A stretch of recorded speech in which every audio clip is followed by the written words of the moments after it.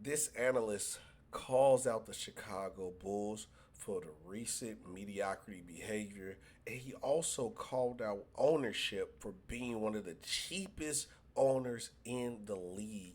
Hi, I'm Shaq Barnes here. Another great episode of Bulls Digest, number one spot for everything Chicago Bulls. 67% of you guys have been watching the channel and have not subscribed. Treat it like the Bulls intro, run right through that subscribe button.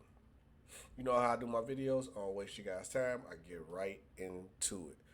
Uh, this situation, I ain't gonna lie, guys. The last couple of days I've been under the weather. My voice wasn't here. So that's why you didn't get this video as fast. Because you know, and if you guys have been watching me so far on this channel, where, I keep it real. I criticize this front office when they mess up, not having a direction. I tip my head when they do good. But for Bill Simmons to say this and come out and say what he said is what we all been thinking for a while. He even said a theory that what we have been saying as Bulls fans for years about how we play and what record or wins and losses that we go for every season. For him to even say these things, it's outstanding. But Bill Simmons slaps the Bulls with the bleakest label. Obviously, he was doing his podcast. Bill Simmons from the Ringers, big Celtics guy, and they was having a segment of the show about which team would you not want to be, and then we gonna get into the teams too. But Bill Simmons straight cooked the Bulls, cooked the front office, and cooked ownership, and he was actually speaking factual. He was actually speaking facts. We're gonna break down each point. And tell me in the comment section if y'all agree, disagree. But he hit everything right on the head. He hit everything on the head to a point where he even said a theory that we have as Chicago Bulls fans. And if you're a real Chicago Bulls fan, then you know what I'm talking about. That it seems like the Bulls try to go 41 and 41 every year on purpose, like they purposely doing it. For him to even say that, I was like, yeah, no, it's some have to change. I ain't gonna go that deep diving into saying like where seats and all that. I think it's bigger than seats. You know, hey man, if you want to be that cheapest, big paydays out here. And I know a lot of people who probably love to own the Chicago Bulls because we show support as a fan base, but we not getting the same love back. We didn't had teams with Paul Zipser, Felicio starting, and we still was the number three team in attendance. Like, come on, man. But let's get into it because I don't want to go on a rant because this man. Okay, so Bill Simmons slaps the Bulls the bleakest label to appear on first clutch points. The Ringers Bill Simmons had put the Chicago Bulls at the top of his list of the Eastern Conference team with the bleakest prospect for the upcoming season. The Bulls finished last season 10th in the East with a 39-43 record and appear to have regressed as a result of the 2025 offseason, which is true. Both Zach Lavine and Lonzo Ball has been traded, while the future of multiple stars remain uncertain, including that of Josh Giddey, which we still have not signed yet. In such a scenario, Bilson believed that the Bulls are one of the bleakest teams in the East, putting them at the top of the list, which includes the Brooklyn Nets, the Washington Wizards, and the Toronto Raptors. Right? The other guy on the show picked the Raptors. He was like, yeah, because there's a lot of contracts going on with them and all that. But for Bill Simmons to say, I think the recent moves that the Wizards just made, they added some vets with their young talent, which that team needed, and they got rid of Jordan Poole. And to go get Cam Whitmore, what the Chicago Bulls were connected to. If it only took 2 second round picks to get Cam Whitmore, how do you not secure that move? How do you not secure that move? I don't understand this. Like we wait too late for everything. But the Wizards, I actually tell my hand to the Wizards. They added vets to their young core talent, which is neat. I think the Wizards be way better next year. The Raptors got a bunch of guys who don't even really fit well, and they getting paid a lot of money, and they just fired their president, and I still give to Bill Simmons, and I actually agree with him. It's a better situation than what we in right now. The Brooklyn has just added MPJ with Cam Thomas, and they know these two guys got the quickest trigger and not go past the ball.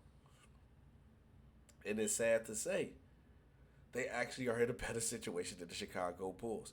And the main part of the reason is we can't trust this front office or ownership to stick with a direction, build the right way, because next one day we moving, let's go young, rebuild. Then the next day we're moving like, no, we just go add these players. Or hey, we need to clean house, or no, we go keep everybody. Perfect example. Why is Nikola Vucevic still on our team? Perfect example. Waiting too late for trades. Why did we wait so late to trade Lonzo Ball? We could have traded Lonzo Ball for a first last year. If you knew you didn't want Derek Queen.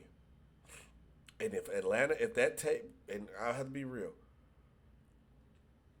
if the Bulls knew they wasn't gonna get Derek Queen, and the Pelicans who traded him was willing to give a first round pick, and you did not take that first round pick, a lot of questions need to be asked because there's no way it gotta be bigger than the front office at this point.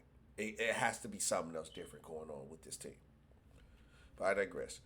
The Bulls have the Bulls appear to have complete hit the reset button, which it does not feel like it yet, and are looking to kickstart a rebuild over the coming time. They first traded Zach Lavine in exchange for Zach Collins, Trey Jones, Kevin Herter, and their own first round pick back in San Antonio. Lavine is currently recovering from a foot injury, and Chicago gained long term flexibility in addition to the four players from the trade.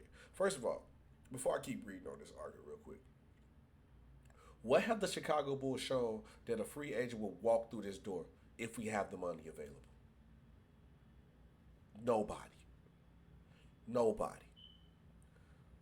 Two, where have the Chicago Bulls shown that they want to pay anybody? We haven't paid the luxury tax since like 2012. And I think from in this modern era from 2000, we only paid the luxury tax twice.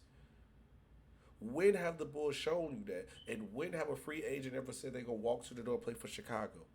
And the main problem is they don't trust the front office to do their job.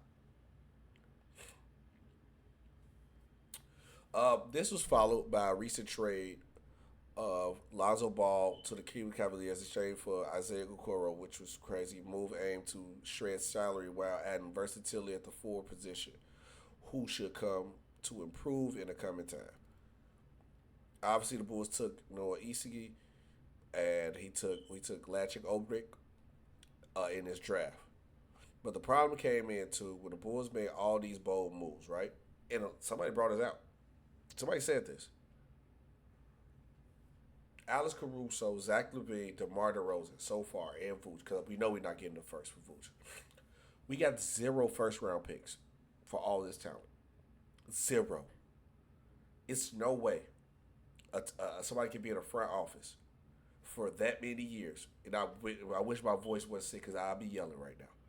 It's no way you can run a front office and be mediocre for 5+ years, then have this much talent on your team and don't get a first round pick. Everybody needs to be fired. And this should show you right here that they don't care. They do not care. They do not care at all. And even Bill Simmons had a couple of quotes too that I want to get into that he said. When talking about the Chicago Bulls, he said, I'll be honest, I don't love a single guy on their roster. Maybe Montes Buzelis at gunpoint. I like Buzelis. Is he going to make an All-NBA team? I don't know. They have $85 million in expiring contracts this season. So you think like, oh, look out for the Bulls this summer in 2026. That's just never been that team. And we're probably not going to see nobody else like that. We haven't signed nobody. And another quote. This is what Bill Simmons called out ownership. The Chicago Bulls are the third biggest market in America. They only pay the luxury tax once. It's actually hilarious how cheap they are. They just try to go 42-40 every year and win a play-in game and call it a year. The other big market owners must love having them. Come on, man. He said the theory that we all feel as Chicago Bulls fans feel like the Bulls just want to go 41-41 every year.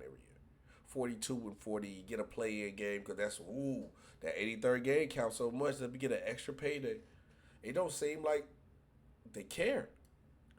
Or you can't be just this bad. But let me know how you guys feel. Do you guys agree with Bill Simmons for calling out the Chicago Bulls and the Chicago Bulls ownership? I think honestly he was talking a lot of facts when it came to this situation. This has been Shaq Barnes, SB Talk Sports, and I'll see you guys on the next one. Peace.